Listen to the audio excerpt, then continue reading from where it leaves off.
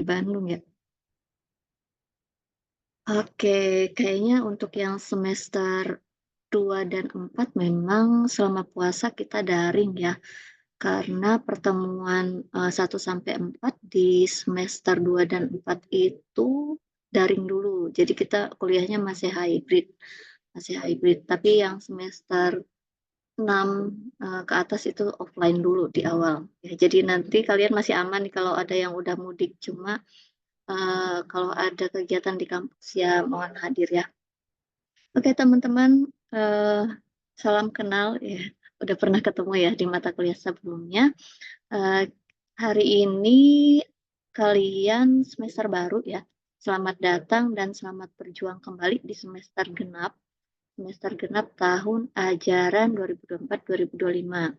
Kalau dari nilai kemarin gimana? Dari perkuliahan kemarin ada kendala? Apa evaluasinya dari kalian kira-kira?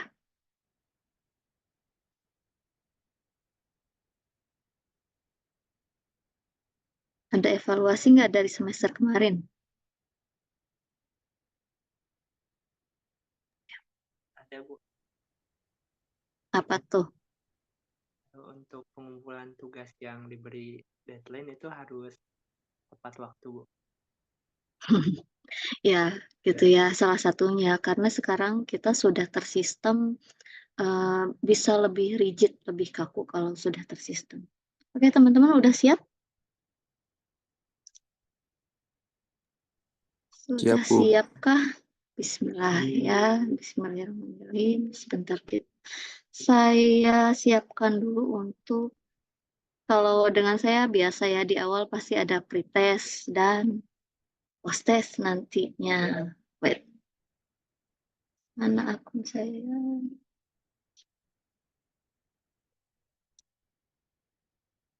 Hmm, ini terjun.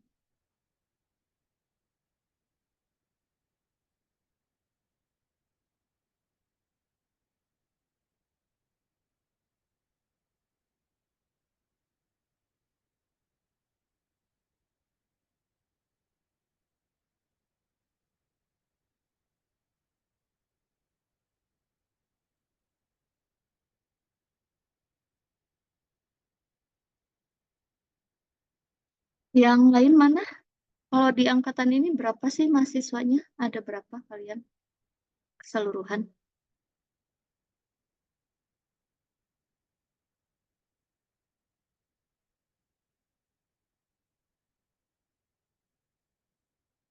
Halo, Kalau angkatan 23 yang reguler ada 5 orang, Bu. ada 5 ya. Ini baru ada berapa? 3. 2 lagi belum masuk litera kah? Belum KRS. Iya Bu, kalau Agung kayaknya belum KRS-an Bu. Oh, Agung aja. Satu lagi siapa? Davi, Ilham, Nisfaul. Siapa ya? Panca, Bu. Oh, Panca. Panca udah KRS tapi. Sudah, Bu. Oke. Ya. Yang di sini kalian pakai apa pembayarannya, lunas atau pakai yang cicilan ke Univ? Lunas Bu. Alhamdulillah. Ya, alhamdulillah ya. Memang ya seperti itulah, kalaupun tidak bisa lunas di awal masih banyak alternatif lain kok ya. Jadi saling mengingatkan aja nanti sesama teman-teman ya. Oke, teman-teman, sekarang kita beda mata kuliah ya. Kalian akan lebih mengenal apa itu tentang ekonomi teknik. Semester 2 pernah belajar analisis biaya. Ya Bu, belajar Bu. Oke, di analisis biaya sampai mana materinya?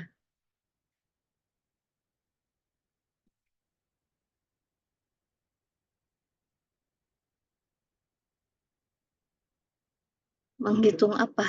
Tentang kelayakan usaha kah?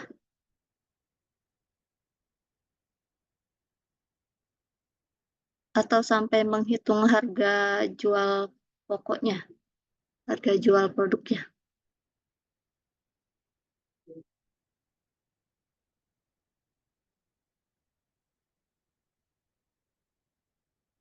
Hei, kenapa pada diem? Masa lupa? Iya Bu, kalau nggak salah baru sampai harga jualnya Bu, harga jual pokok. Harga jual pokoknya, oke. Ya, kalau ekonomi teknik, kalian pernah mendengar tentang ekonomi teknik? Kalian ada bayangan nggak bakal belajar seperti apa atau akan mempelajari apa aja di ekonomi teknik?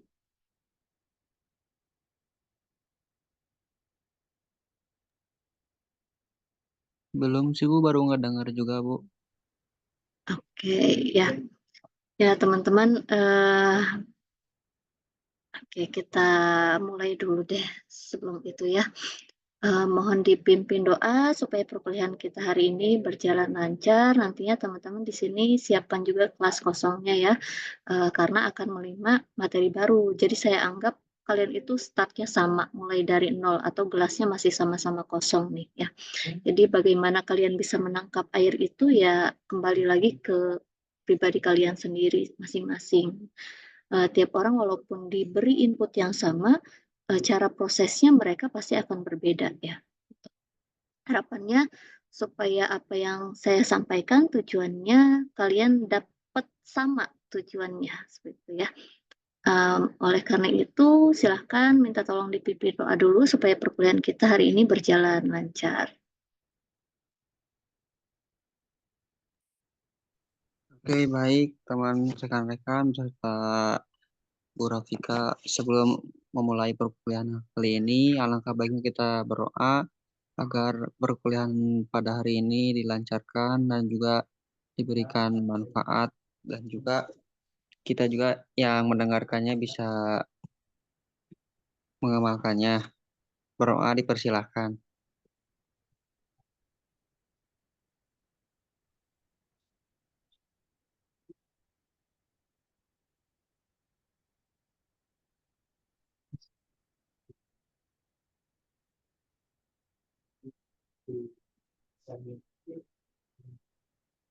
Berdoa selesai. Oke, terima kasih Kang Davi ya. Walaupun di angkatan ini sedikit, tapi harusnya bisa paling kompak ya. Kalau lebih sedikit harusnya bisa paling kompak. Jadi teman-teman tetap semangat, jangan lihat kakak tingkat yang banyak gitu ya, yang sedikit juga tunjukkan kalau kalian masih bisa finish sampai akhir nanti ya. Kayak ini kontrak kalau di awal perkuliahan dengan saya seperti biasa, hampir sama polanya dengan yang di statistik probabilitas statistik ya, pasti ada kontrak pembelajaran dulu. Saya sampaikan kontrak pembelajarannya kenapa? Karena ini yang akan jadi yang akan teman-teman jalankan, laksanakan selama 16 minggu perkuliahan di mata kuliah ini. Mungkin mata kuliah lain dengan dosen lain juga akan berbeda ya untuk kontrak pembelajarannya. Kenapa teman-teman harus paham? Ini akan menentukan hasil akhir dari nilai kalian ya.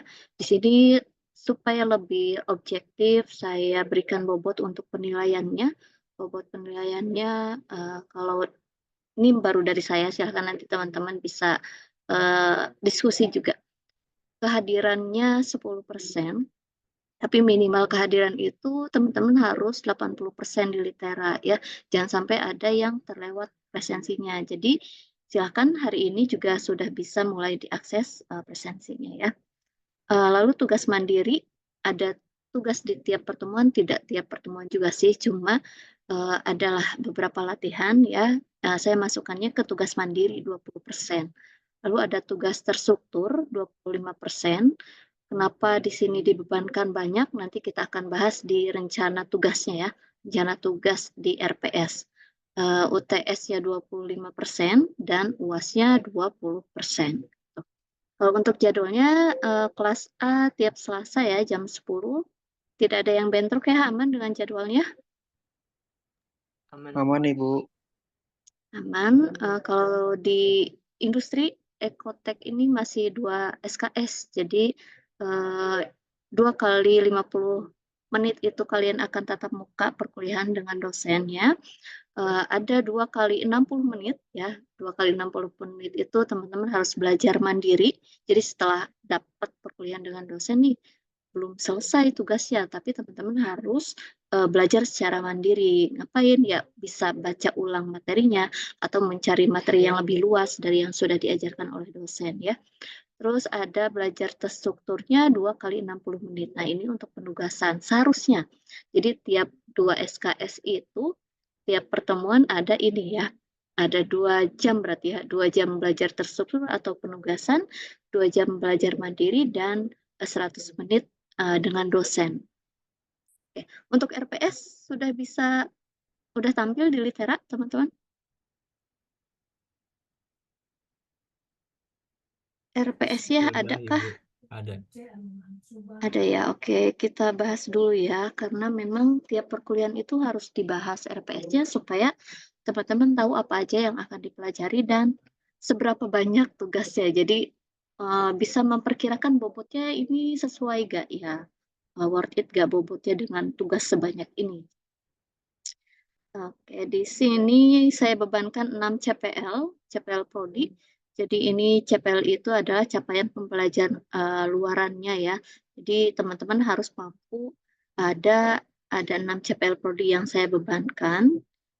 Oke, lalu di sini ada CPMK-nya, capaian pembelajaran mata kuliahnya, mulai dari kalian harus bisa menjelaskan pengertian dan konsep dasar ekonomi teknik, sampai ke bisa menyimpulkan kelayakan suatu rencana investasi. Jadi misalkan kalau di analisis biaya teman-teman hanya sampai ke menentukan harga jual produk misalnya, tapi kalau di ekonomi teknik kalian harus bisa menyimpulkan apakah usaha ini atau rencana produk ini layak atau tidak untuk dipasarkan, atau usaha ini layak gak sih untuk dijalankan gitu ya, sampai bisa menyimpulkannya. Ini adalah sub tiap CPMK-nya ya. Ada Oke.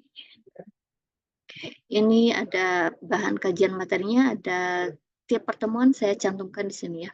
Mulai dari konsep dasar, prinsip ekonomi teknik, konsep dan jenis-jenis biaya, kita akan ulas kembali ya sedikit tentang jenis-jenis biaya. Lalu ada konsep dasar bunga sampai ke penentuan BC rasio atau depresiasi dan depresiasi. Oke, untuk pustakanya bisa teman-teman nanti punya salah satu atau dicari ya, cari untuk yang hard filenya. Ya, mata kuliah syaratnya analisis biaya, karena harus dapat base-nya di situ, analisis biaya. Nah, di sini harapan saya teman-teman harus jeli ya, harus kritis juga.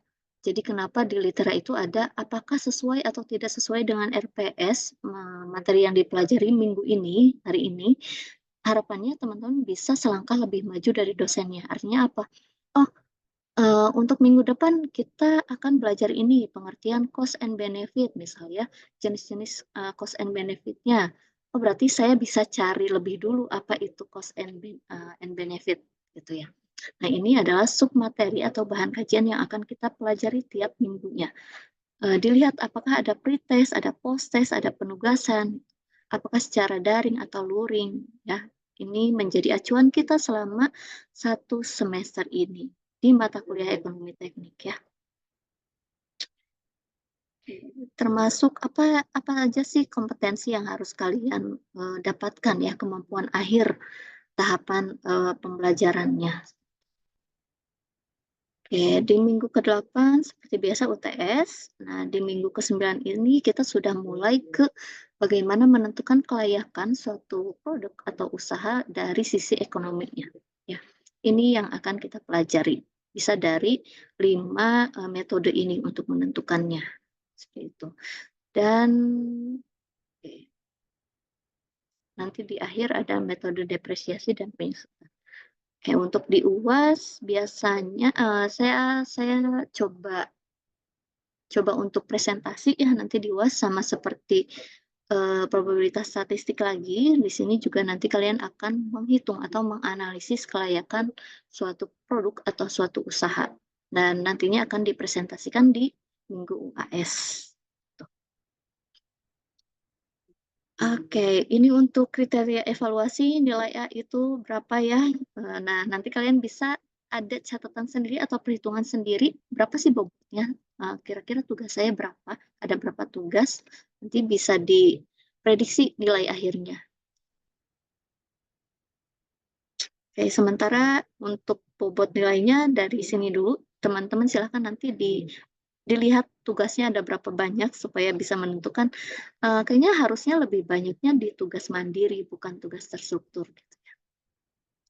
Oke, ini kalau ada tugas ringkasan, saya belum mengalokasikan tugas ringkasan sebetulnya, tapi ini adalah rubrik holistik penilaian untuk jika ada tugas ringkasan, jika ada tugas review jurnal. Jadi saya semaksimal mungkin menghindari subjektivitas ya, jadi dibobotkan supaya lebih objektif penilaiannya. Gitu. Nah, ini untuk yang secara berkelompok. Nanti kan kalian ada berapa? 5 ya? Ada 5 orang. Sama 5 saya atau jadi 6? 6. 6 Ibu, ada 6. Zaidun belum? Belum Ibu, kan disuruh sama Ibu buat nanti ngambil ininya. Tapi di KRS-nya udah ambil? Udah. Oke, sip. Oke, kalau 6 pas lah. Nanti tugas berkelompoknya 2 orang ya. 2 orang. Nah, ini rubrik penilaiannya untuk presentasi 10%, makalahnya 30%. Ya. Metode yang kalian gunakan itu perhitungan ya. Perhitungan analisisnya pasti akan dibobotkan lebih besar, 40%, dan kesiapan kalian 20%. Kalau nilainya ingin sangat baik, harus seperti apa? Ini ada kriterianya. Ya. Oke, next ini adalah, nah, rencana tugasnya. Tugasnya cuma ada 2 jenis sebetulnya. 2 jenis. Ya, tugas pertama itu kalian memecahkan soal latihan atau studi kasus di tiap perkuliahan. Nah, di minggu pertama ini, perkuliahan pertama akan ada 1 tugas mandiri, maksudnya ke tugas mandiri. Tugas kedua itu kalian membuat suatu kelayakan ya, analisis kelayakan suatu usaha itu dan dibuatkan ke dalam artikel ilmiah ya. Kesimpulan nanti kalian mau publish atau tidak ya terserah kalian, atau bisa digunakan untuk di skripsi juga bisa nanti ya. Silahkan. Jadi membuat analisis dulu, menghitung analisisnya, lalu dibuatkan ke jurnal artikel ilmiahnya. Nah, jadi kenapa saya bobotkan 25%? Karena kalian lumayan pekerjaannya di tugas 2 ini. Gitu. Cuma kalau 25% nilainya kecil ya juga sangat akan berpengaruh ke nilai akhir ya. Tuh. Ini tugasnya cuma 2 ya. Nah, oke, nanti untuk template artikel ilmiahnya bisa teman-teman unduh di sini. Sebenarnya tugas yang kelompok ini akan saya tugaskan setelah UTS. Jadi masih aman ya, sebelum UTS masih bisa mempelajari dasar-dasarnya, pasti akan saya sampaikan. Oke. Itu saja untuk RPS dan rencana tugasnya. Kita kembali lagi ke tadi ya, pembobotan. Gimana setelah melihat kira-kira ya rencana tugasnya seperti ini. Ada yang ingin diubah dari bobot nilai ini?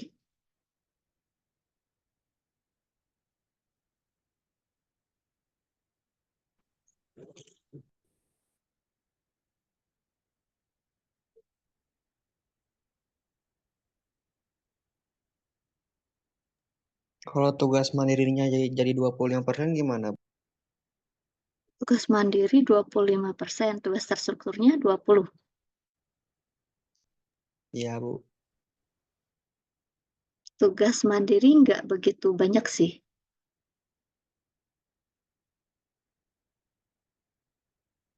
Kalau yang lain gimana?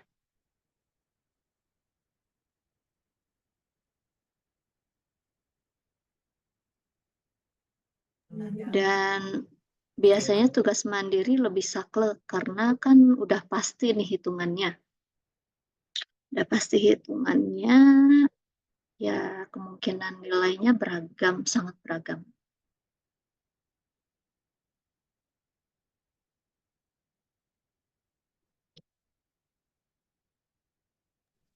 Udah Ibu, gitu aja cocok.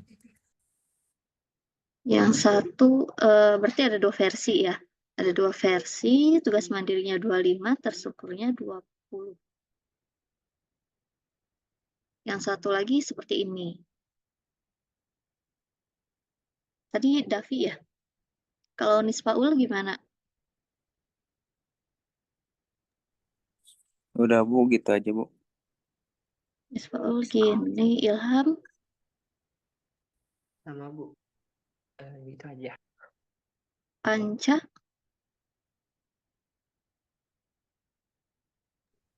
Ya Bu, mengikuti Bu. mengikuti ya. Oke. Sebentar. Berarti sepakat pakai yang ini? Ya udah Bu, itu aja gak apa-apa Bu. Davi, gak apa-apa. Bukan memaksa ya, cuma saya melihat effort yang akan kalian kerjakan di tugas terstruktur itu sangat besar gitu. Jadi ya makanya di sini diberi bobotnya besar juga. Kalau misalkan effortnya udah besar, cuma dikasih bobot kecil, gak apa-apa sih kalau kalian ridho ikhlas itu gak apa-apa. Atau yakin di tugas mandiri bisa lebih baik nih daripada tugas terstruktur.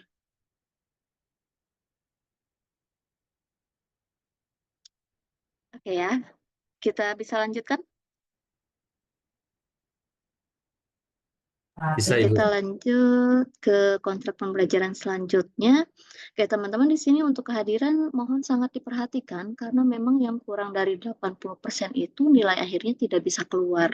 Ya, walaupun komponen di tiap nilainya itu ada dan bisa jadi A misalnya. Tapi kalau presensinya kurang dari 80% itu tidak bisa muncul nilai akhirnya di litera. Jadi jangan sampai teman-teman lupa ya presensi di litera.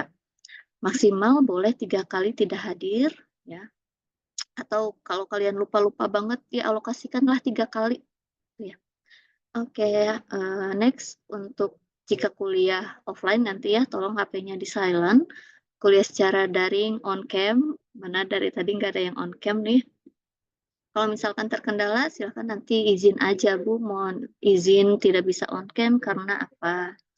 Tapi jangan sampai saya saya yang on cam sendirian gitu ya. Berasa lihat siapa nih. Dan kalian juga nggak ada fotonya. Ya, coba di on cam dulu sekarang.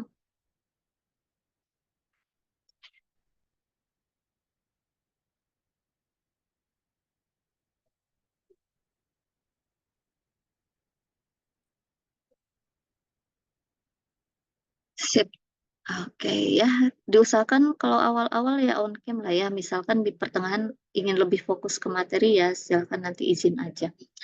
Ketika perkuliahan jangan ada yang pakai kaos dan juga sendal. Ini beberapa kali saya ingatkan, bahkan ada yang UTS juga, ada juga ternyata yang pakai sendal. Wah, dapat laporan dari dosen lain.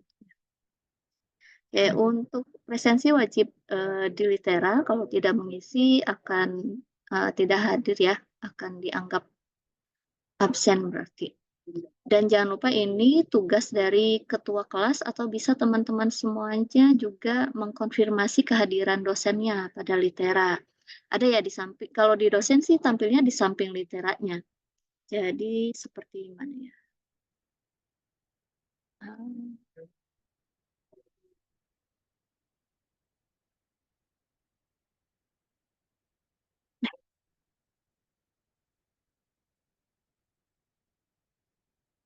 Kalau di dosen itu munculnya nanti seperti ini.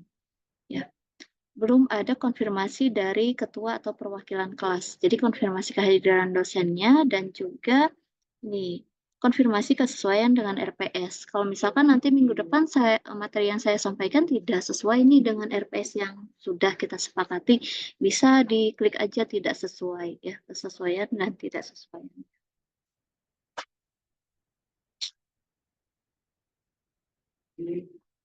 Itu aja untuk tugas semuanya di litera ya. Kalau ada yang izin atau sakit, silahkan nanti pengajuan izinnya juga di litera, di chat atau di diskusinya, supaya semuanya terdokumentasi di litera.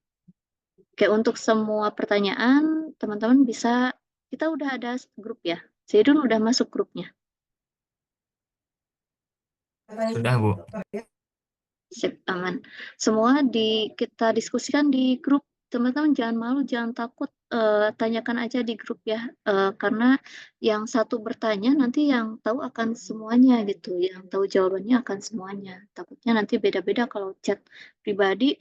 Kalau Zaidun yang nanya, saya jawabnya A misalnya. Tapi kalau Davi yang nanya, saya jawabnya B. Takut lebih subjektif. Jadi saya menghindari ke subjektivitasnya. Teman-teman di grup aja ya.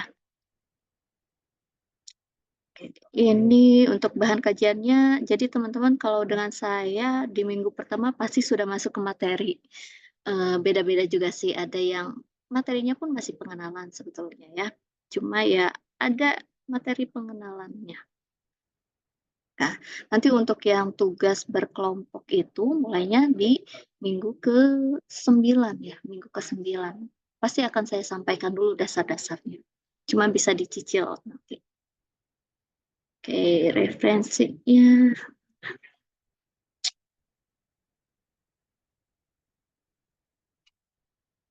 Oke, hari ini kita tadi sudah bahas RPS. Nah, kita akan belajar tentang apa sih bedanya ekonomi teknik dan yang analisis biaya ya.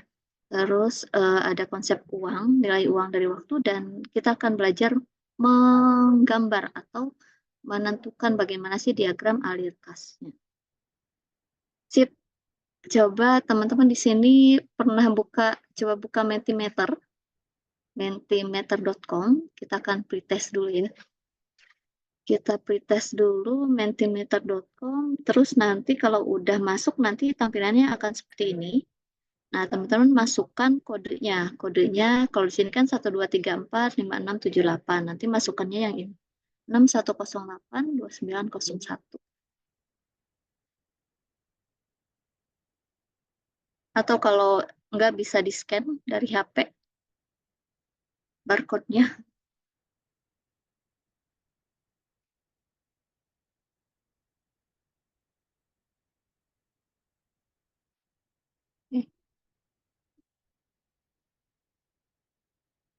6108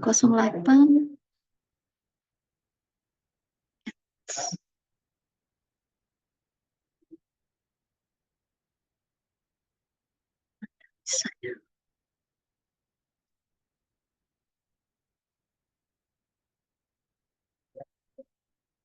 sampai ketahuan nih.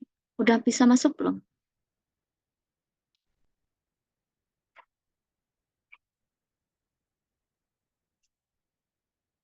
Sebentar, Bu. Kodenya ini ya, 61082901.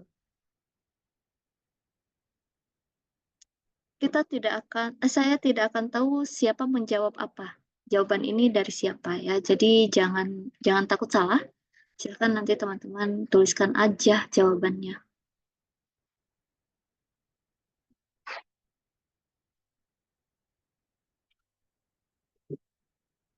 61082901.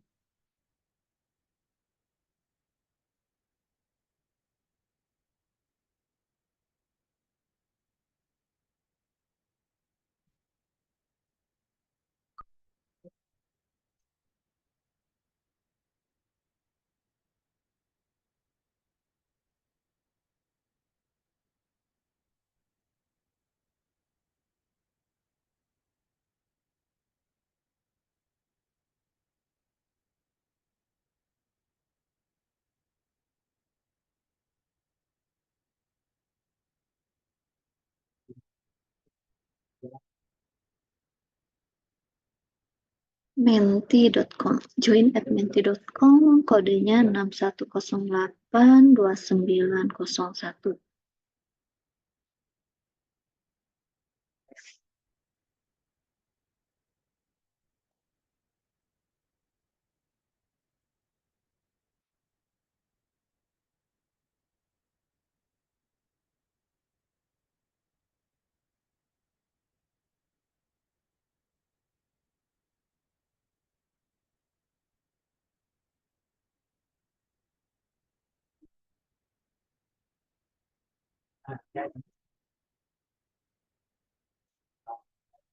Bisa masuk? Belum Bisa, ada Bu. yang join sih. Davi bisa, Davi? Bisa Ibu. Oke, pertanyaannya udah tampil. Panca bisa, Panca.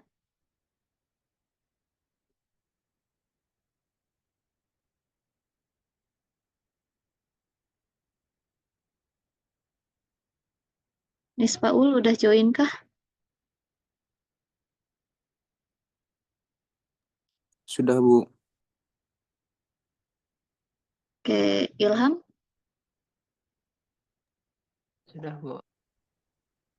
Kalau sudah, pertanyaannya udah muncul. Udah, Bu. Oke, bisa langsung dijawab aja karena nanti juga nggak ketahuan sih kalian menjawab apa. Yang akan muncul cuma kumpulan kata-katanya aja.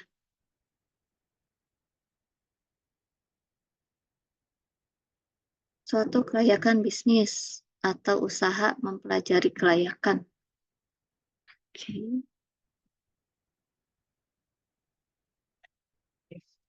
Satu orang menjawab 3 ya.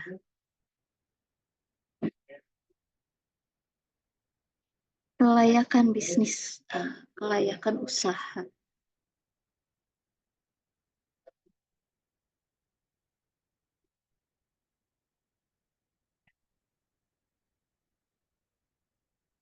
Ekonomi apa tuh ekonomi? Perumusan ekonomi, evaluasi, estimasi, mempelajari, oke, hasil estimasi, evaluasi, estimasi, hasil bisnis atau usaha. Ekonomi, usaha, evaluasi, estimasi, hasil bisnis. Besar ya.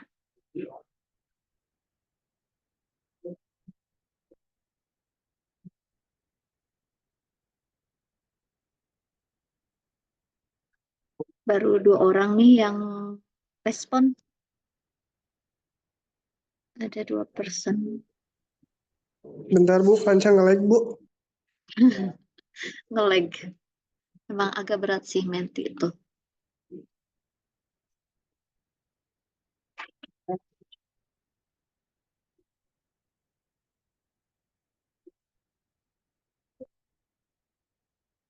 Kalau banyak yang jawab seru deh.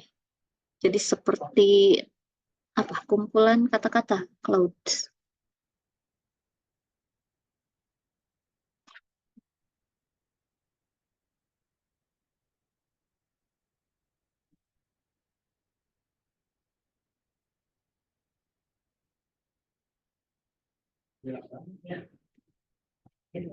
Mempelajari kelayakan hasil bisnis. Nilai suatu desain teknis. Oke.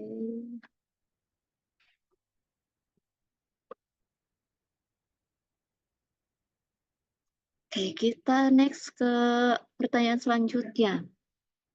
Karena kita akan bahas sedikit tentang investasi ya.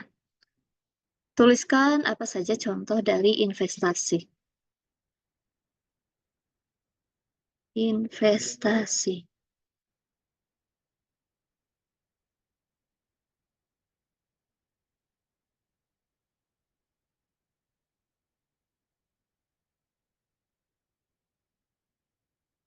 Bisa ke next ini enggak question.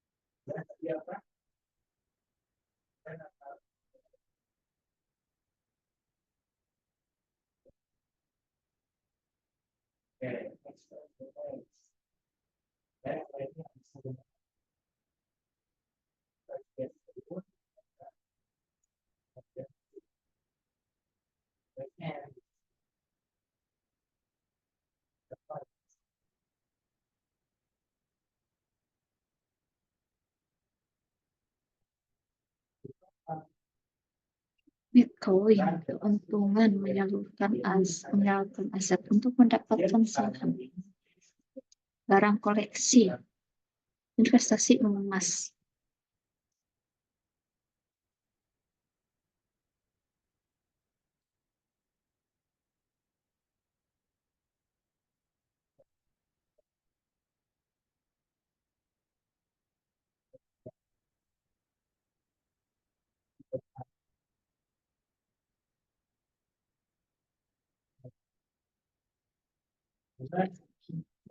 Oke, banyak ya kalau yang tentang investasi ya.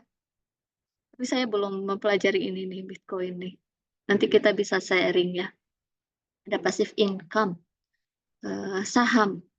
Oke, banyak yang main saham kah di sini?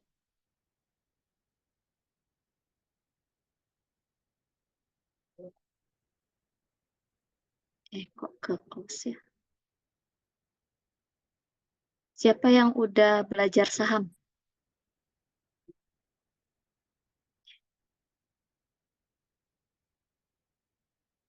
Baru dengar-dengar aja. Keren kalau udah ada yang mulai usaha nih.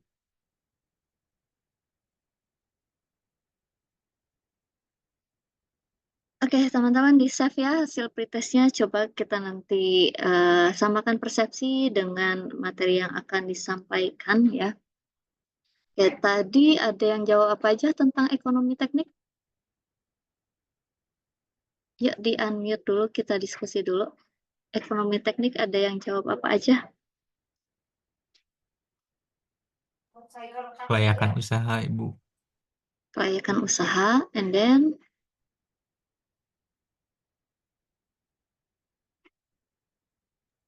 Penentuan keputusan, Bu.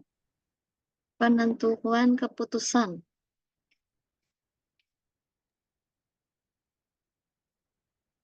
Oke, jadi di sini kalian teknik industri ini sangat luas ya. Saking sangat luasnya sering disebut ilmu banci gitu. Agak nyesek juga disebutnya. Cuma ya memang ini yang kita pelajari di dunia industri kan memang sangat luas ya. Tidak hanya tentang bagaimana kita mempelajari manajemen di suatu industrinya, kita juga pasti akan berhubungan dengan manusia, dengan mesin ya. Makanya disebutnya ilmu campur aduk gitu. Tapi beruntunglah teman-teman yang masuk ke teknik industri. Artinya semua keilmuan bisa teman-teman pelajari, termasuk ada yang namanya teknik ya, engineering ekonomi atau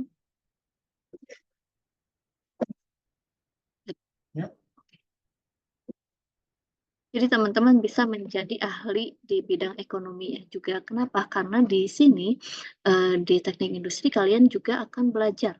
Engineering ekonomi itu tentang bagaimana kita mengambil keputusan kelayakan suatu usaha ya.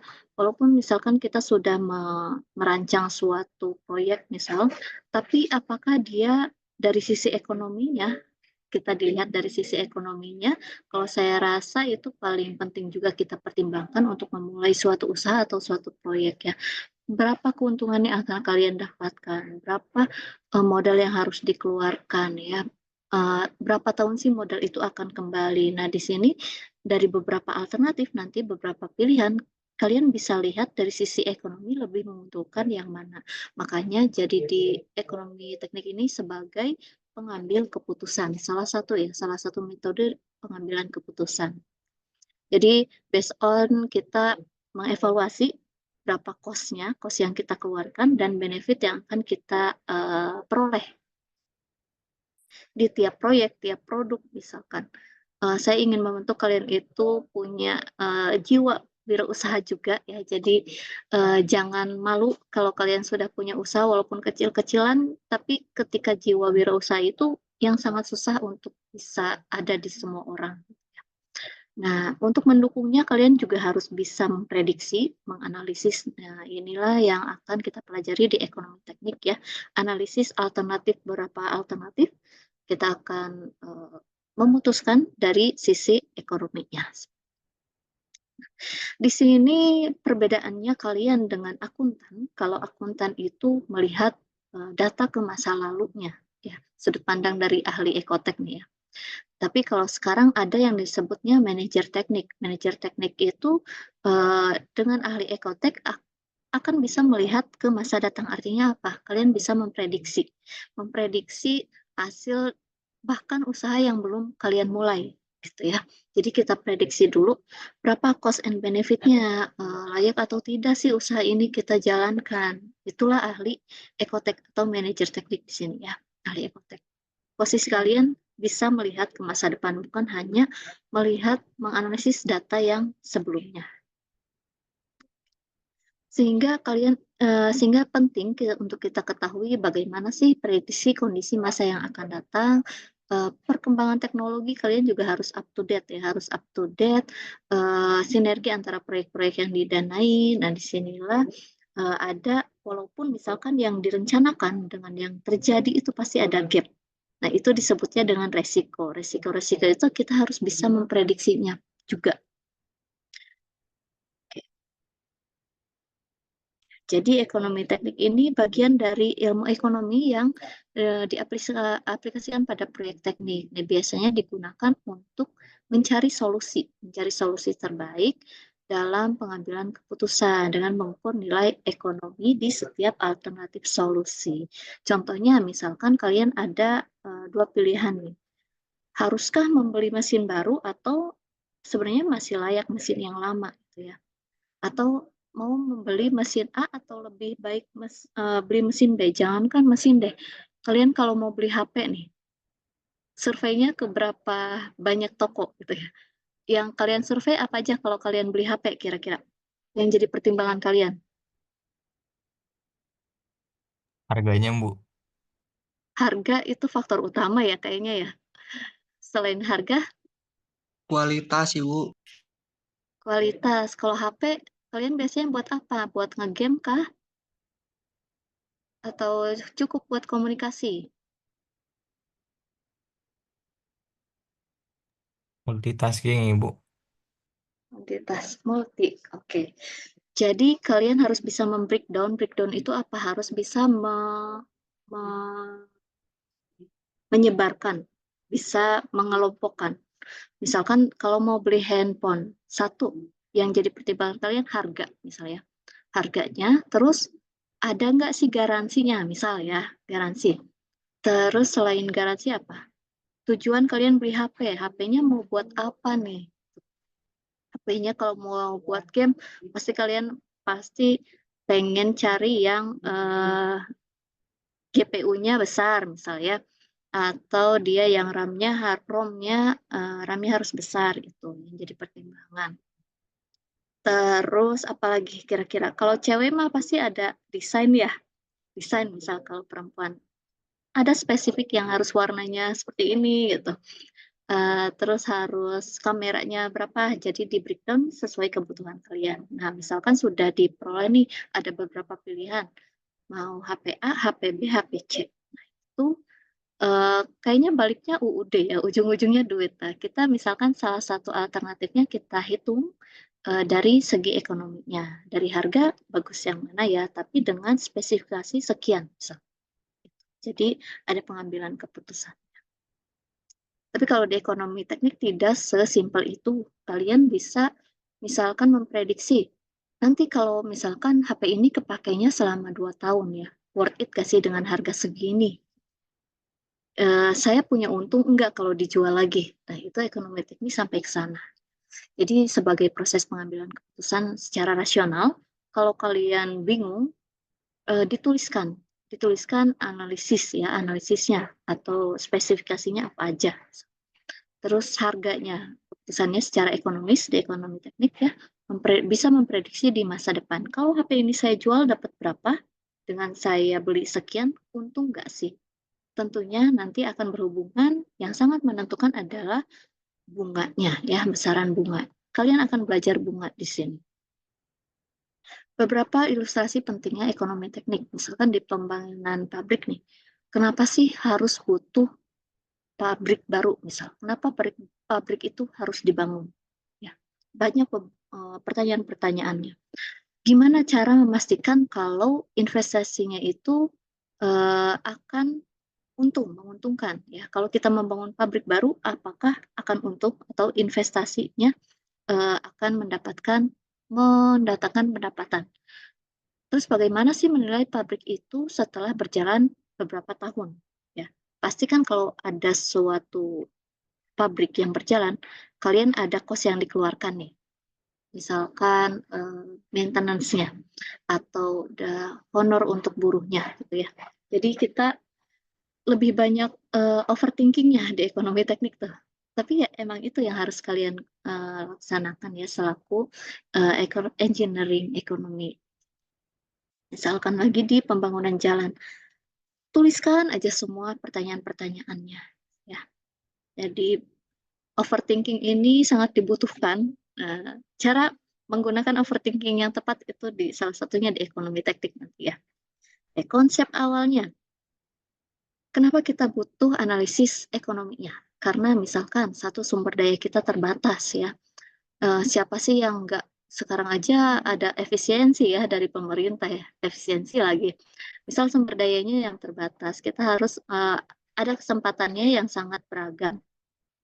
Nah, dari sini maka itu diperlukan suatu perencanaan. Tadi ya, direncanakan dari permasalahan-permasalahan yang ada. Misalkan keterbatasan sumber daya. Kalau sumber dayanya yang terbatas, harus seperti apa alternatifnya ya, perencanaannya. Nah, di sini perencanaan-perencanaan ini membutuhkan suatu analisis investasinya. Pasti ada benda yang kalian investasikan. Ya. Makanya nanti ada di manufakturnya atau nanti investasi ini kalian misalkan masukkan ke manufaktur, ke suatu perusahaan. Nah, di suatu perusahaan itu pasti membutuhkan pemasaran. Misalnya dari pemasaran dapatlah keuntungan. Tapi dengan yang terbatas ini, nah perencanaan-perencanaan yang akan kita gunakan itu sangat menentukan ke sini, ke keuntungannya, ya, ke keuntungan investasi. Apakah investasi ini layak kita ambil atau usaha ini kita ambil ya? Nah kita belajarnya di sini. Ya, kita akan menentukan keputusannya di bagian perencanaan. Batasannya oke. Jadi pasti ada beberapa alternatif pilihan. Kalau tadi kita bahas investasi, ada investasi ya. Investasi itu bagaimana kita menggunakan sumber daya yang kita harapkan akan memberikan imbalan atau feedback ya, pengembalian yang menguntungkan tentunya. Namanya juga investasi. Jadi ada dua jenis investasi ya teman-teman. Ada investasi pada finansial aset, contohnya apa? Dilakukannya di pasar uang, misalkan deposito ya, surat berharga dari pasar uang atau saham atau obligasi contohnya. Satu lagi investasinya di real asset. Real assetnya itu misalkan kita beli aset yang produktif. Misal apa?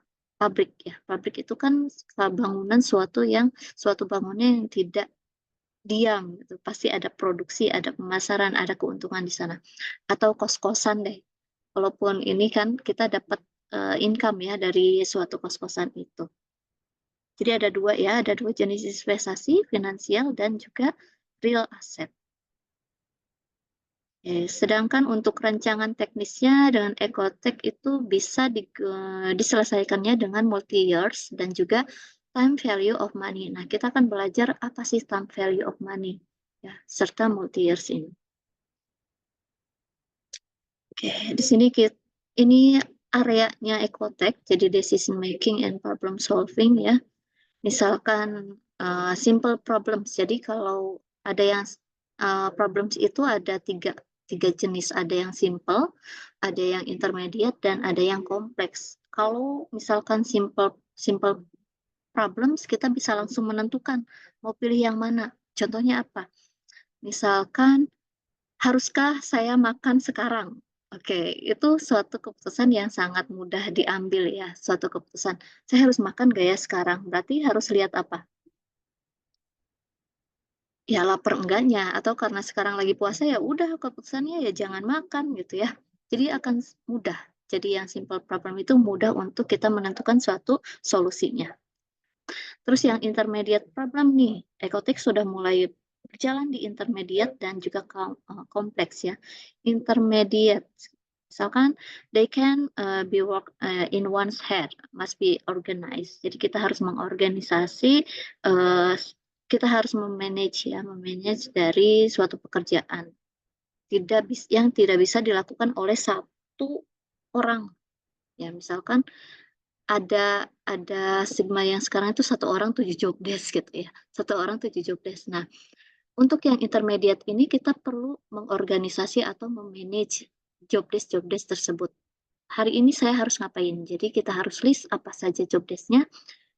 Kita prioritaskan mana yang jadi prioritas yang harus dikerjakan urgensinya sekarang misalnya. Bisa seperti itu.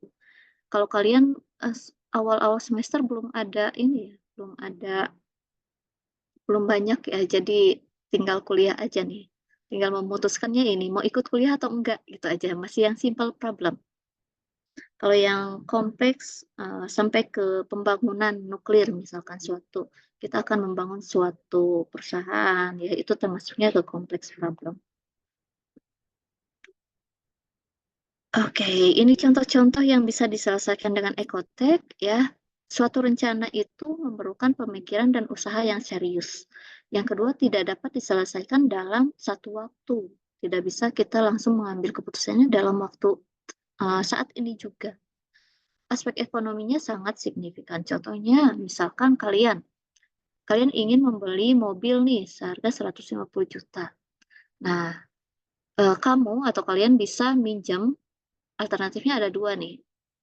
Gimana cara saya mendapatkan uang 150 juta kalau belum punya ya? Alternatifnya berarti kita bisa minjem dari bank, misalkan selama cicilannya 5 tahun, bunganya 10% per tahunnya. Sedangkan ada juga penawaran dari agen. Alternatifnya ada 2 misal. Penawaran dari agennya dipotong 5 juta jika membayar lunas, ya. Ada 2. Lunas tapi dipotong 5 juta, kalian cashback berarti. Cashback atau apa ya? Diskon ya. Diskonnya 5 juta atau dengan cicilan misal ya. Cicilannya 5 tahun, bunganya 10%. Nah, kalian bisa langsung memutuskan saat ini juga nggak dengan permasalahan ini? Apa yang perlu dipertimbangkan? Bunganya Ibu. Bunga ya, bunganya. Dan kebanyakan di sini pakainya yang berbunga juga gitu. Jadi kalian yang harus dipilih atau apakah mau minjam ke bank atau bisa membayar secara lunas. Nah ini kalau punya uangnya sih kayaknya mending yang alternatif kedua ya. Tapi kalau pilih alternatif pertama tentunya perlu analisis lebih lanjut, perhitungan lebih lanjut. Ini bisa diselesaikan dengan ekonomi teknik. Sekarang kita harus belajar tentang konsep nilai uang dari waktu. Jadi uang itu kalian pernah merasakan masa kecil tahun berapa berarti kalian ya masa kecilnya ya? Dikasih uang jajan pas SD berapa?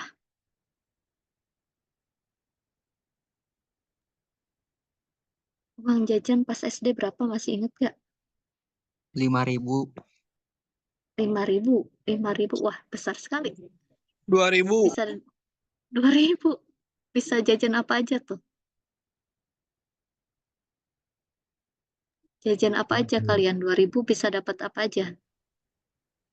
Es teh Ibu. Sama Es teh basreng. aja. Es teh sama basreng. Oke, SD ya, bener ya. Kalau sekarang dengan uang 5.000 kalian bisa jajan es teh sama basreng nggak? Atau 2.000 ya tadi, yang 2.000. Masih bisa jajan es teh sama basreng nggak?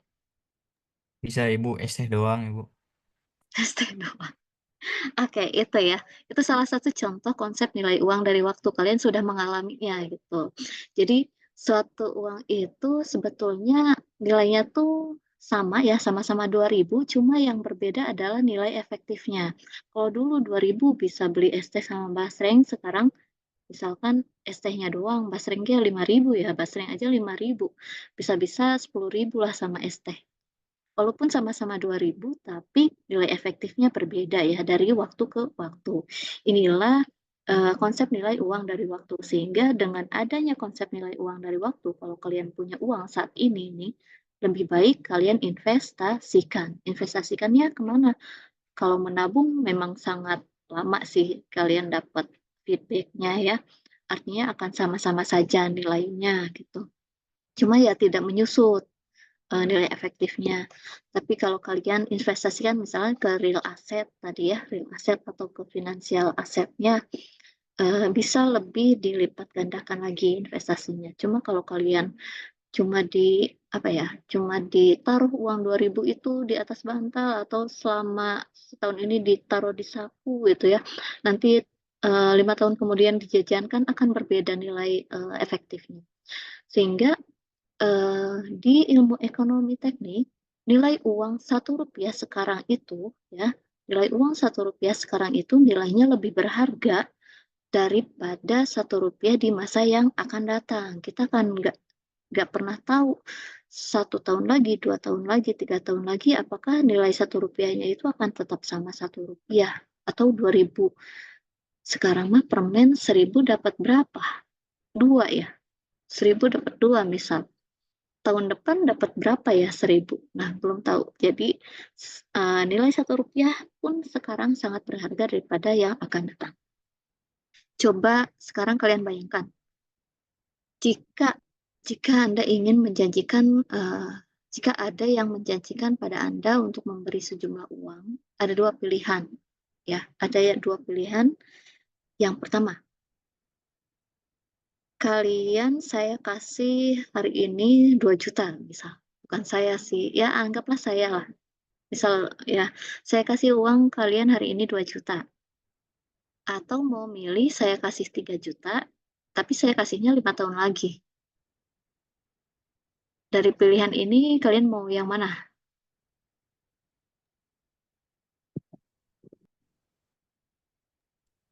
Yang 2 juta Bu yang hari ini. Kenapa yang 2 juta?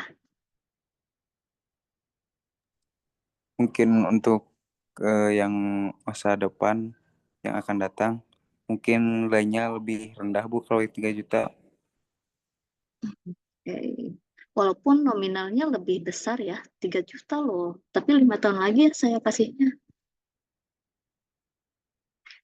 Ada yang pilih alternatif yang lain?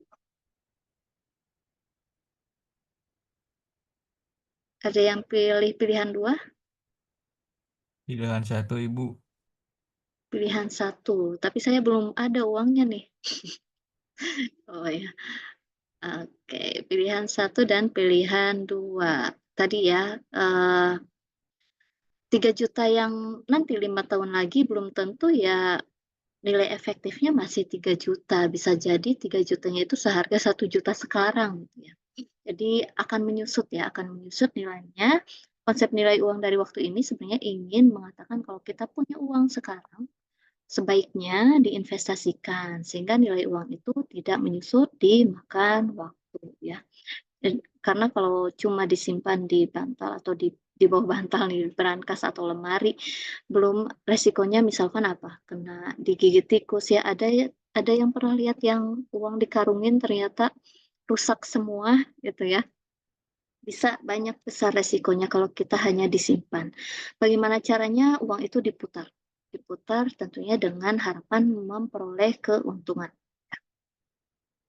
Contoh lainnya harga gula misalkan di 2009 harganya 6 ribuan, di 2019 10 tahun yang akan 10 tahun selanjutnya misalnya 16.000 per kilo.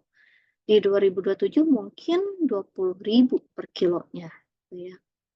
Nah, ini nilainya sebetulnya tidak nilai uangnya mengalami perubahan kan dari 6.000, 16.000 sampai ke 20.000. Yang berubah itu hanya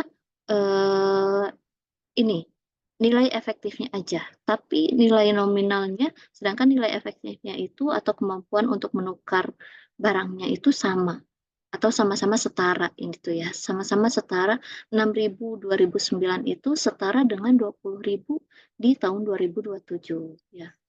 Tetapi berubah-ubah sesuai dengan perjalanan. Nilai nominalnya itu sama ya, perubahan tapi efektifnya itu sama. Yang berubah hanya nominalnya saja, tapi kemampuan menukar barangnya sama. Makanya tadi ya Rp1 sekarang itu sangat berharga daripada yang akan datang.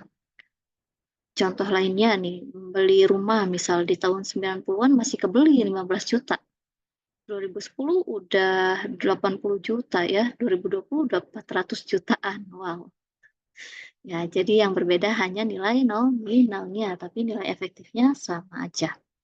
Sama-sama 15 juta.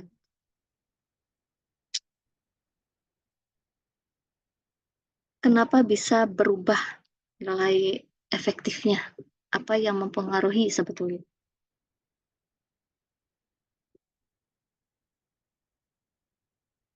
Kenapa bisa berubah ya?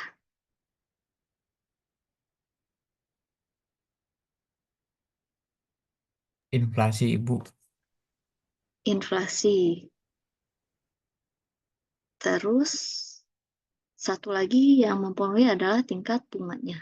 Makanya kita akan menghitung aliran kas nih, aliran kas pada tiap tahun dengan tingkat bunga sekian sekian sekian gitu ya.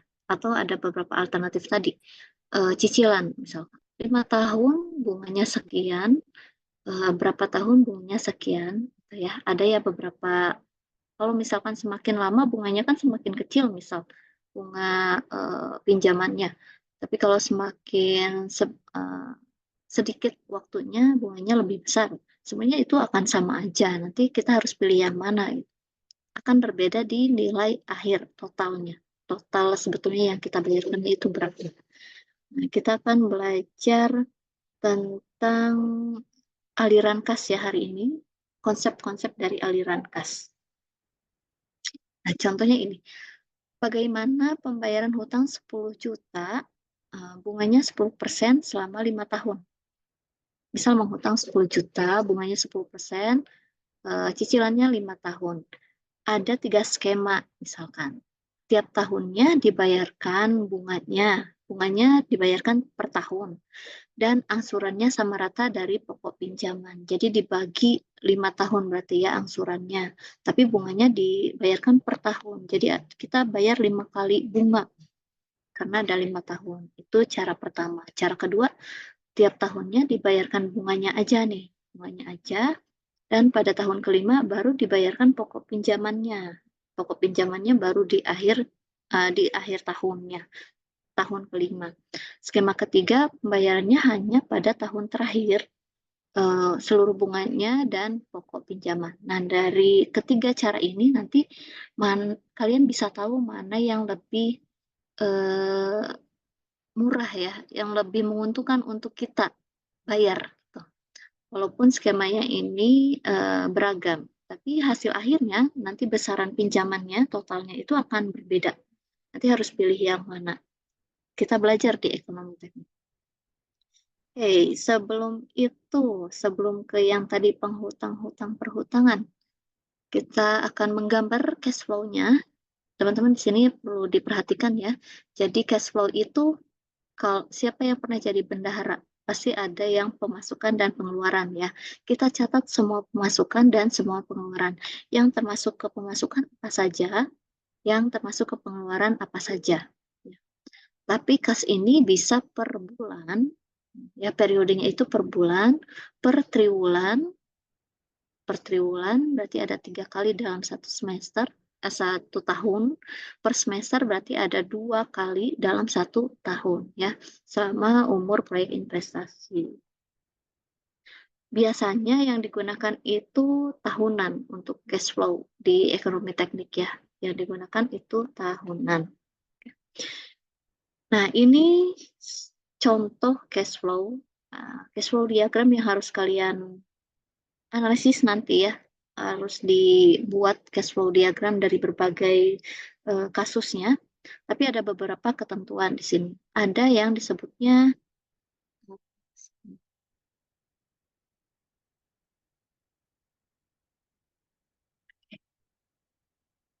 salah.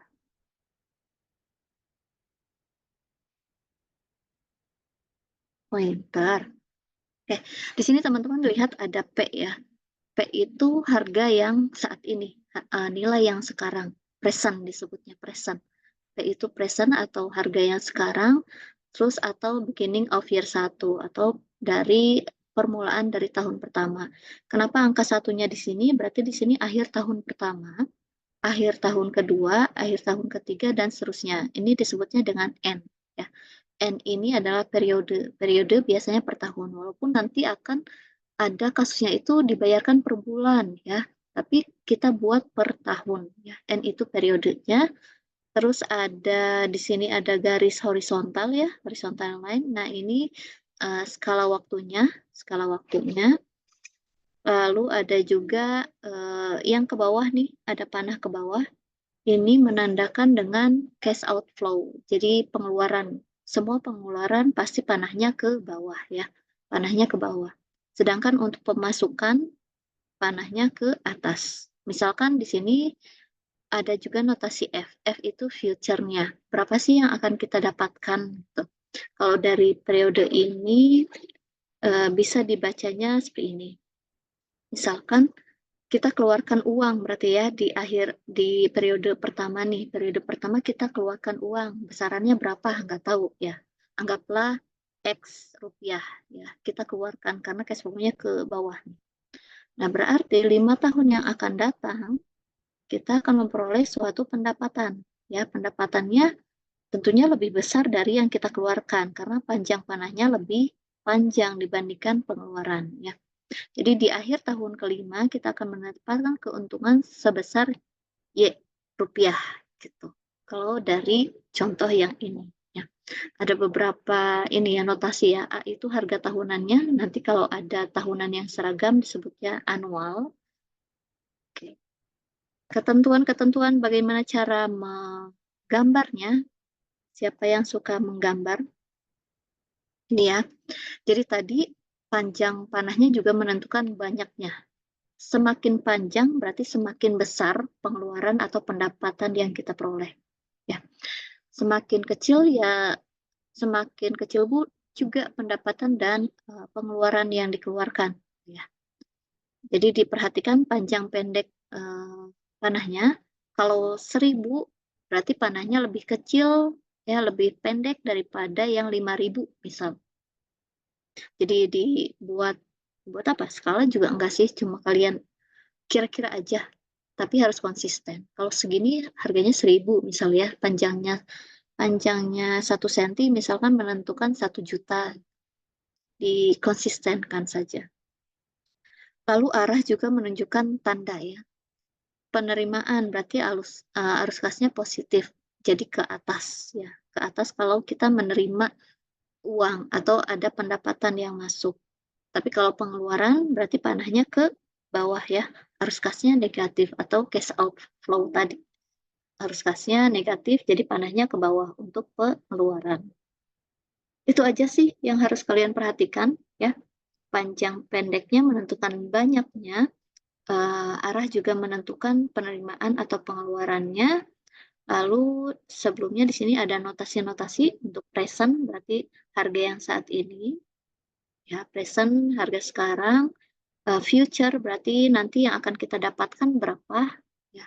Future ini tidak melulu harus ke atas ya atau harus mendapat pendapatan. Bisa juga ke bawah disesuaikan dengan kasusnya. Terus ada N itu periodenya ya, periode per tahun. Kalau ada kasus per bulan berarti diubah ke menjadi per tahun. Oke, kita akan latihan dulu. Contohnya yang ini. Ada mesin seharga $20.000 saat dibeli. Berarti yang pertama itu termasuk pendapatan atau pengeluaran? Yang ini. Pengeluaran Ibu. Pengeluaran panahnya harusnya ke bawah. ya. Pengeluaran ke bawah. Biaya perawatan mesinnya $1.000 per tahun. Biaya perawatan, pendapatan atau pengeluaran? Pengeluaran Ibu. Pengeluaran panahnya masih ke bawah ya. Ya Bu. Tapi 20.000 dan 1.000 lebih banyak mana? 20. Lebih 20.000. besar yang 20.000. Berarti harusnya lebih panjang yang 20.000. Ini baru ilustrasi ya. Mesin ini akan menghasilkan pendapatan sebesar $5.000 per tahun. Oke, ini udah sangat jelas ya pendapatan. Berarti panahnya ke atas, tapi harus lebih panjang dari yang $1.000 gitu ya, panjangnya. Per tahun selama 5 tahun. Berarti 5 tahun ini apanya? Pendapatan. 5 tahun ini adalah periodenya ya, periodenya N. Nilai sisa adalah $7.000. Nilai sisa ini pendapatan atau pengeluaran?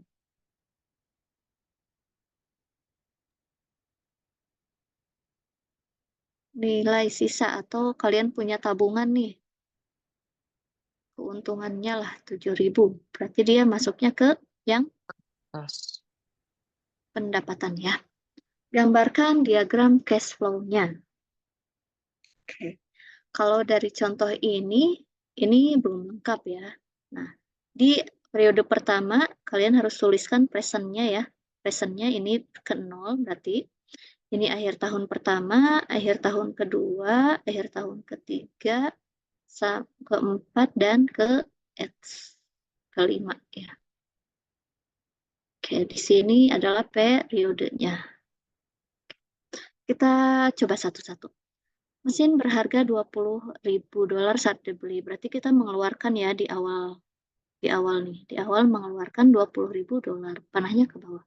Biaya perawatan mesinnya 1.000 per tahun. Oh, per tahunnya kita ngeluarin 1.000 per tahun ya. Berarti selama 5 tahun itu kita ngeluarin 1.000 pengeluarannya. Terus pendapatannya 5.000 per tahun selama 5 tahun. Kita dapat juga 5.000 nih per tahun. Kalau dari cash flow ini dilihatnya untung atau rugi per tahunnya? Untung Ibu. Untung ya. Pendapatannya 5.000, yang kita keluarkan 1.000. Selama 5 tahun. Berarti ini juga masih sama, ini masih sama. Sedangkan ada nilai sisa. Nilai sisa itu nilai efektif mesin misalnya 7.000 per tahunnya. Di akhir tahun kelima namanya nilai sisa, berarti di akhir periode ya. Tinggal kita tambahkan 7.000 ke atas. Berarti nilai di akhir periodenya ada berapa nih? 7 tambah 5, 12 ya. $12.000 dengan pengeluarannya masih $1.000. Inilah cash flow yang digambarkan dari contoh yang ini. Ya. Atau kalian bisa disederhanakan lagi cash flow-nya menjadi ini. Kita keluarkan $20.000 di awal periode ke-0 ya. Tapi karena kita memperolehnya 5.000 dan dikeluarkannya 1.000, jadi masih dapat pendapatannya 4.000 ya per tahun. Ya. Bisa langsung digambarkan seperti ini, 4.000 per tahun. Sedangkan untuk yang akhir periode kelima, itu berarti kan 12.000 kita kurangi dengan yang perawatannya ya, maintenance-nya 1.000. Jadi kita masih memperoleh pendapatannya $11.000. Jadi cash flow diagramnya kalian bisa, kalau masih bingung, bisa pakai yang pertama dulu nih. Bisa pakai yang pertama, tapi kalau sudah tahu ini yang lebih sederhananya yang kedua ya. Lebih simple yang kedua. Cuma ya takut ada kesalahan, digambarkan aja dulu yang pertama tuh nggak apa-apa. Gampang ya, cash flow ya. Tinggal diperhatikan panjang pendeknya, arah panahnya ya. Nilai awalnya apakah kita memperoleh atau kita mengeluarkan.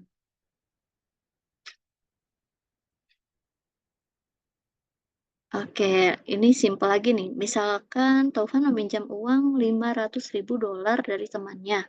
Uang tersebut akan dikembalikan dengan cicilan seragam selama 5 tahun yang akan dibayarkan pada setiap akhir tahun. Berarti cash flow-nya seperti apa? Misalkan ini ya. Kalau kita meminjam uang, kita mengeluarkan atau dapat? Di presentnya, panahnya ke atas atau ke bawah? $500.000 Bu. ini Ke atas. ke bawah. Ke bawah apa ke atas? Ke atas Ibu. Kenapa ke atas? Karena menerima Karena menerima uang. menerima ya. Karena kita menerima ya, meminjam. Kecuali kita yang meminjamkan. Kalau kita yang meminjamkan pasti ke bawah ya. Karena kita yang minjam pasti dapat $500.000 ini. Terus bagaimana skema pengembaliannya? Cicilan. Seragam selama 5 tahun. Berarti ada tahun pertama, tahun kedua, tahun ketiga, keempat, dan kelima. Tahun pertama panahnya ke bawah atau ke atas?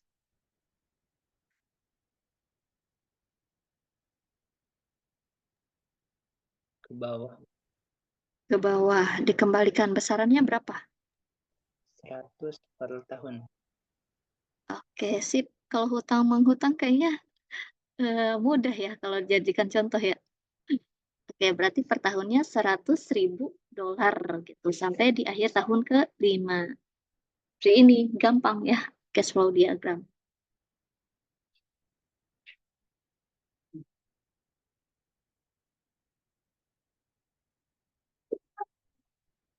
Oke, ini latihan lagi yang lainnya. Misalkan kalian memberi laptop seharga 5 juta nih, biaya bulanan yang dikeluarkan setiap bulannya 100.000. Setelah 2 tahun, berniat menjual laptop tersebut dan dijual dengan harga 2 juta. Gambarkan diagram alir kasnya. Jangan terkecoh, ini ada pengeluaran setiap bulan. Setiap bulannya 100.000, berarti harus kalian ubah ke tahun ya. Harus kalian ubah ke tahun. Berarti selama berapa? N-nya 2 tahun nih. N-nya 2 tahun. Kalau digambarkan gimana? N-nya 1 dan 2 ya. Membeli laptop berarti pemasukan atau pengeluaran? Ini present ya. 5 juta. Pengeluaran ke bawah Ibu. Pengeluaran Bu. Pengeluaran ke bawah ya 5 juta. Jangan lupa panahnya. Terus biayanya berapa? 100.000 per bulan. Berarti tiap 100.000. tahunnya berapa? Tiap tahunnya berapa? 1.200.000, Bu. Sip, 1.200.000 ya pengeluaran juga nih tiap tahun 1.200.000. Nanti kalian lengkapi lah, ini cuma ilustrasinya aja.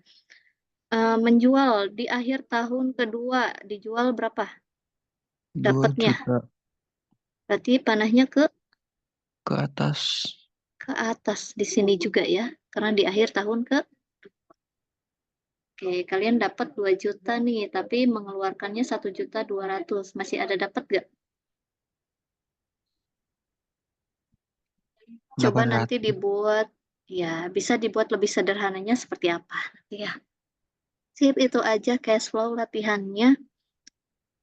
Ada yang ingin ditanyakan?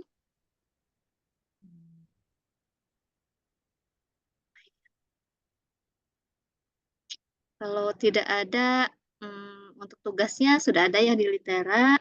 Silakan nanti teman-teman kumpulkan juga jawabannya di Litera juga.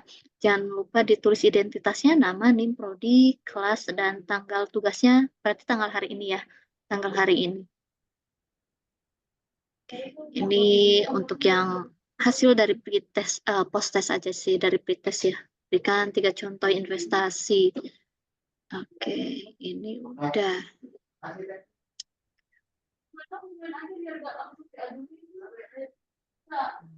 Nah, gitu.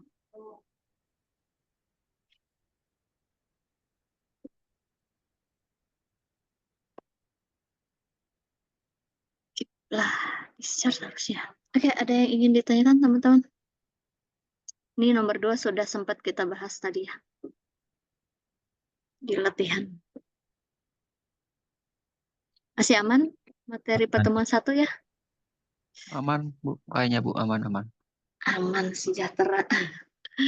Memang tidak bisa cuma hanya pengenalan sih, harus disampaikan dasar-dasarnya dulu supaya nanti di pertemuan selanjutnya teman-teman bisa lebih fokus ke ekoteknya lagi. Ya, kalau tidak ada pertanyaan, ya, ini siapa tahu bisa menjadi semangat mengerjakan tugas ya.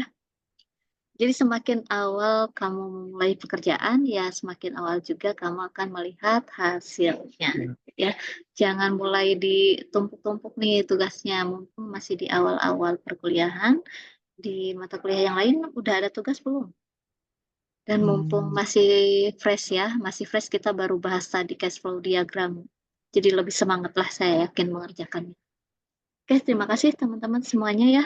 Sehat selalu. Jangan lupa nanti konfirmasi kehadiran dosen dan kesesuaian dengan RPS-nya. Jangan lupa mengisi presensinya juga dan ada konfirmasi apapun tolong di grup WA ya. Baik, Bu. Bu, maaf sebelumnya, Bu. Ingin bertanya, Ya. Bu. Di luar materi, Hmm. apakah masih bisa mengambil mata kuliah semester atas, Bu? Itu nanti di periode perubahan KRS ya. Kapan tuh periode perubahan KRS? Yang di Wali Studi, coba cek dulu. Saya lupa tanggalnya.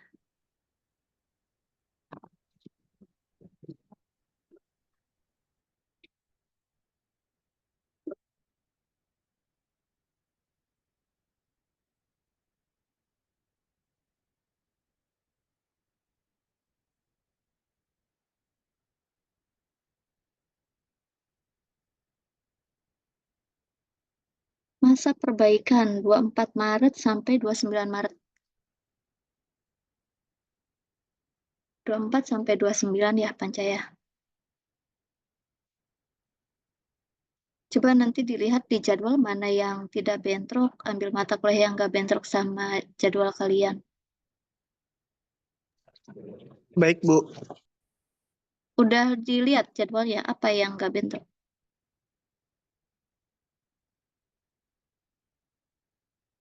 Mau ambil apa emang? Rantai pasok. Iya, Ibu. Rantai pasok bentrok ya jadwalnya. Coba dilihat ya. Kalau misalkan mau ambil, gabung dulu ke grupnya bisa nggak? Jangan deh, jangan dulu. Nanti minta materi dulu ke yang kakak tingkat aja. Zaidun ya? Zaidun mah udah ambil rantai pasok. Belum Bu tahun sekarang. Oh, tahun Semester sekarang. Oke. Nanti minta dulu materinya lah dari Zaidun ya. Di masa perbaikan aja nanti masukkan sistem rantai pasok. Kalian Iya. bisa input sendiri dari Litera kayaknya. Ya, kalau bentrok ambil kelas malam aja. Iya, Bu. Iya, Bu. Oke, tapi ada pembayaran ini, pembayaran per SKS-nya nggak apa-apa kah?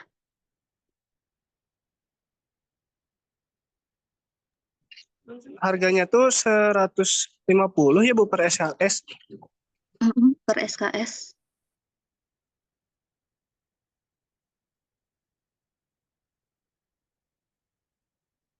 Ke bagian keuangan dulu, soalnya nanti lolos sekarang pun tetap ditagih sih di akhir. Karena lihat KRS kalian. Semangat banget kayaknya ambil ke atas, kenapa?